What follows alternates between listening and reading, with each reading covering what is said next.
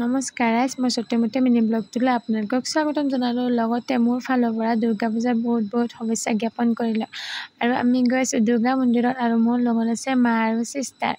Finally আমি মন্দিৰ পালোঁ। মন্দিৰ পাই এনেকুৱা মনটো এনেকুৱা বেয়া লাগিছে, পূজাত মানুহেই নাই, ইমান হেৰেঙা আৰু এইফালে মোৰ ফ্ৰেণ্ডজনীক লগ পালোঁ। ফ্ৰেণ্ডজনীৰ লগত অকণমান কথা পাতিলোঁ, যিহেতুকে একেলগে কলেজত পঢ়িছিলোঁ। তাৰপিছত কথা পাতি মেলি আহিলোঁ আমি মন্দিৰলৈ। আৰু এইফালে চাকি জ্বলাব সোমালোঁ। চাওকচোন, মণ্ডপটোৰ ওচৰত মানুহে নাই, এনেহ'লে ইমান মানুহ, এনেহ'লে ভিৰতে সোমাবই নোৱাৰি।